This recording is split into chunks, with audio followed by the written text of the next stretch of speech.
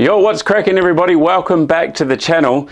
I'm going to do a tutorial on Capehart's Master of the Mind card trick, and it's a super fun self-working card trick. If you haven't seen it, highly recommend you go check it out before you watch this tutorial, because it's a really fun, fooling self-working card trick. Now I say self-working, but there is a little bit of practice to it. So there's two parts to it. The first part is where Penn and Teller are asked to pick a number between 1 and 4, and Teller obviously picks number 3 and Penn picks number 2.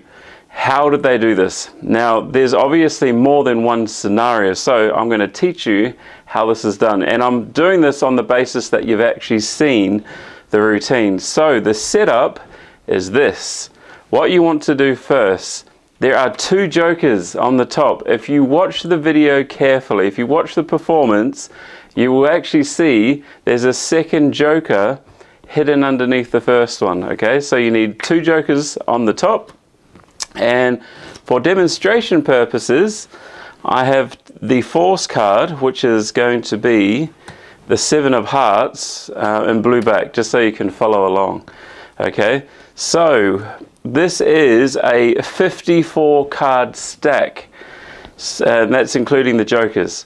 So where do you put the force cards? You put the first one at position 24. The second one goes at position 44.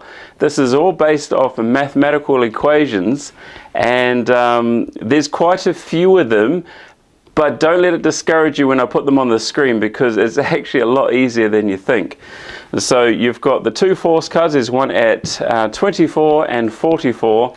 The 2 jokers go on the top, and there is one sequence or one equation where these, actually I think there's a 3 or 4 that they're actually really important. But there's one in particular, and we'll get into that in a second. So once you've got the setup, one at 24, 44, 2 jokers on the top, here is how it's done. I'm going to do the first part first. So on the screen right now you are going to see the different equations to pull off how you can ask one spectator to pick a number between 1 and 4 and another one to do the same. Don't let these numbers or equations scare you, okay, because it's not actually that difficult. I learned this in about 5 minutes and it's not difficult at all. So the first equation is 1 and 1. Now when you're reading this, take a screenshot of it. 1 and 1 basically means 1 and 1, not 1 plus 1.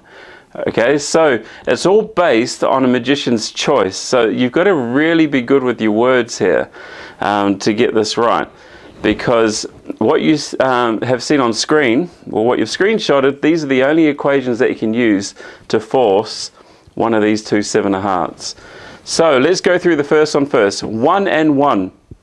You can ask the spectator to choose a number between 1 and 4 and hold their finger up. And let's say they do 1, and the next spectator does the exact same thing. So you're not going to say, okay, 1 plus 1. You're going to say, okay, so you have 1, you have 1. Together that makes 11.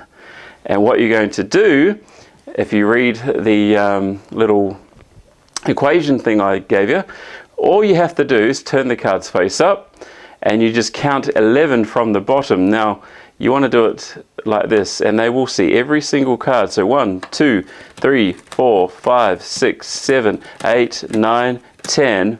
There's the force card, 11.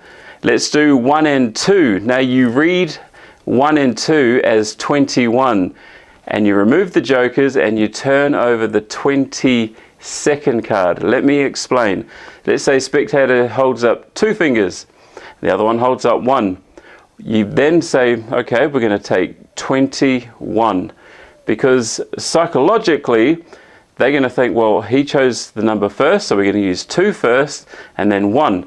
So let's say there's 2 and 1. So okay, perfect. So 21, is that fair? They will say yes. You say, all right, what I want you to do, just take the jokers out because we don't need those, and then all you do now is count to 21. 1, 2, 3, 4, 5, 6, 7, 8, 9, 10, 11, 12, 13, 14, 15, 16, 17, 18, 19, 20, 21. Perfect. Turn over the next card. which is now the force card, the 7 of hearts. Now, the next one is 1 and 3. And this is a super easy one. It's the same as the last principle. What you do if they hold up 3 and 1, you say, okay, perfect. So it would be 31. And you always start with the spectator on the right hand side. I should say that as well. It's just a lot easier if you say, okay, can you hold up some fingers between 1 and 4? They do 3. Other spectator holds up 1. You go, perfect. 3, 1, 31. That's fair. All you have to do now is turn the cards over and count 31 from the bottom of the pack. But remember to do it like this, because they're going to go past the 7 of hearts twice. But if you put them face down, there's no chance that they're going to see the 7 of hearts face up on the table. So you count to 31 this way. 1, 2, 3, 4, 5, 6, 7, 8, 9, 10, 11, 12, 13, 14, 15, 16, 17, 18, 19, 20, 21, 22, 23, 24, 25, 26, 27, 28, 29, 30, 31. Perfect. Let's go to the next one. 1 and 4. Read as 41. Count straight. So that's this way. And remove the jokers and look at the next card. So exact same thing. They hold up 4 fingers. This spectator holds 1. Perfect. 41. Let's go from there. So what you do is you just take the jokers out. All right, perfect. We'll take the jokers. We don't need those. And you count to 41. Because we've removed the 2, it's now put our force card that's at 44th position into the 41st position.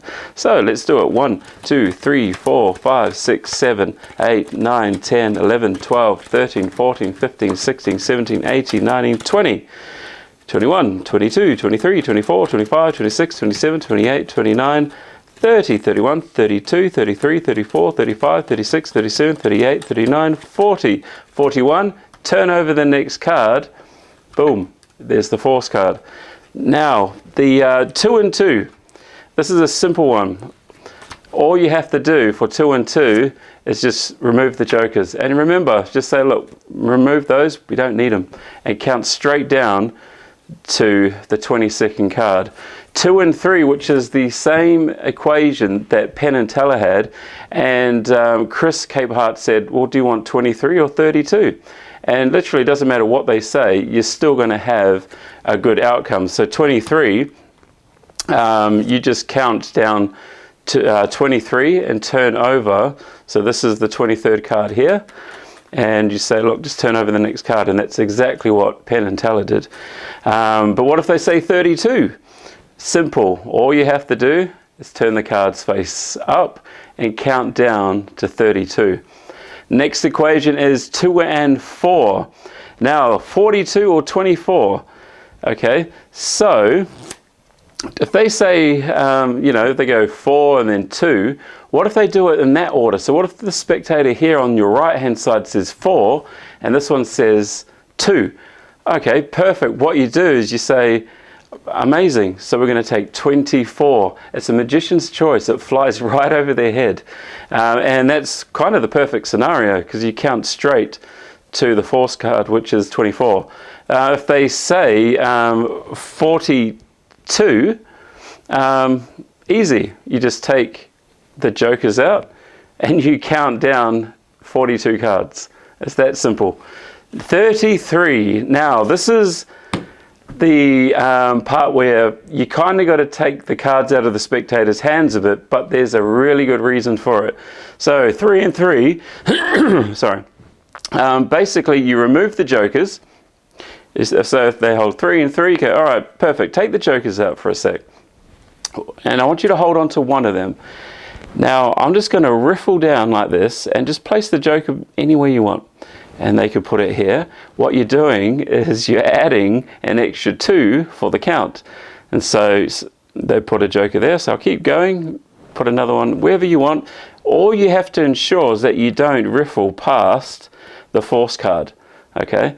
And so once they've done that, you can now count 1, 2, 3, 4, 5, 6, 7, 8, 9, 10, 11, 12, 13, 14, 15, 16, 17, 18, 19, 20, 21, 22, 23, 24, 25, 26, 27, 28, 29, 30, 31, 32, 33. Okay, so that's the scenario with number 33. So it's basically you take the card, say, look, riffle, put a joker anywhere you want. It makes it more impossible, I think. So we'll get these jokers back out. The next scenario that you have, now please don't get discouraged by all these scenarios. If you think about where the force cards are, 24 and 44, you'll immediately know which one to use because you're just doing basic math in your head. So 3 and 4, it's the same as the previous scenarios. You just read it as 43 and you just count straight down to 43 and turn over the next card. So if they hold up 4 and 3, okay, perfect. 43. And then 4 and 4 is just straight down to the force card at 44. Now if you're wondering, aren't they going to see the 2 force cards? You'll be surprised how much they don't see it. Honestly, they will never see it. I've done it to my wife a couple of times. She has not noticed at all. I've changed the force card. I've done it to a friend and I've only learnt it 2 days ago. So these are the equations. This is how it is done. These are the only equations that you can use. And trust me, it's that simple. And that's the first step. And you know, obviously you have the force card hidden and you can put it in an envelope. You can sneak it in their pocket, whatever you want to do. Now, in regards to the bag with the shoes in it, that is nothing to do with the current trick they're doing. There's no machine or anything inside there. It's basically in regards to his previous performance where they said if we guess how you do the trick, you can keep the shoes. So there were 2 shoes in there, one just had a 7 of hearts in there. And just remember to have the 2 jokers on the top. If you look carefully, I'll put a screenshot up there, you'll see there's another joker just underneath. And that's the first step to this trick. Now let's learn the second step. Okay, so before we get into the explanation for the second part of the trick, do me a favor, please like the video. I have a goal to hit 20,000 subscribers within the next 3 to 4 months. So if you want to show some love, show some support, please like the video, subscribe if you're new as well. So the explanation for the second part honestly is kind of a trick in itself. So if you don't want to do the first part of the routine, this is just as good. So what you want is you want to have a blank deck of cards. Now if you don't have blank cards, regular pack of cards will do just fine. And I'll give you a little way to make it just as good. So what I've done is exactly what Chris has done. So I've got the Master of the Mind. So you need 40 blank cards, and obviously you got the 12 court and the aces. And the way you set it up is I've got it King of Hearts, clubs, spades and diamonds. And what you want to do is you want to count down 9 cards. So 1, 2, 3, 4, 5, 6, 7, 8, 9. And then you grab, so you have, make sure you have the suits all together. The ace is position 10, the queen is at 11. And you just go through all the suits and you just do that. So again, 1, 2, 3, 4, 5, 6, 7, 8, 9. Ace at 10, queen at 11. And just do that again. 1, 2, 3, 4, 5, 6, 7, 8, 9. We'll place, these will go here. And then 1, 2, 3, 4, 5, 6, 7, 8, 9. And then we'll put the diamonds and then the rest on top. So that is your setup, and this is, I don't know how Penn and Teller got fooled by this, but it's actually really, really simple and it's self-working. And so now that we've got these cards all in corresponding order of their suits, here's how it works. What you want to do is ask the spectator to say stop. So you're going to deal on the table from 10 all the way down to 1. Okay, that's important. Start from 10 all the way down to 1. So as you deal 10, 9, 8, 7, let's say they stop on 7, you then go to the first king and then you count from 1 to 7. So 1, 2, 3, 4, 5, 6. 7th card goes on top of the king. And you do it again. Just tell me when to stop on whatever number you want. 10, 9, 8, 7, 6. For example, perfect. 1, 2, 3, 4, 5, 6 on top. Do it again. 10, 9. They want to stop on 9? No problem. 1, 2, 3, 4, 5, 6, 7, 8, 9. And then the last one is 10, 9, 8, 7, 6, 5, 4, 3. Let's say they stop on 3. You just count 1, 2, 3. Sorry, you put the third card on the king, and then you're good to go. And then from here, you're going to be left with those 4 cards that say, you know, Master of the Mind, but they don't know that yet. And so just from here, you want to show, look, you got an ace, you got an ace there, all the aces are revealed, and then you show that the queens are also there, and then you show, look, you've got Master of the Mind, and how is all that possible when this deck is completely blank? And literally that's all it is. It's a super simple trick. It's self-working, and I hope you really enjoyed it. Take the time to learn it. If you don't have blank cards, you can use a normal deck of cards, but instead of having Master of the Mind at the end or whatever prediction you want to put on there, because you can customize it, you could have, say, you know, 4 jacks or another 4 suit, 4 of a kind, whatever you want to do. So yeah, like the video, subscribe if you're new, and help me get to 20,000 subscribers. Cheers guys, I'll see you next time.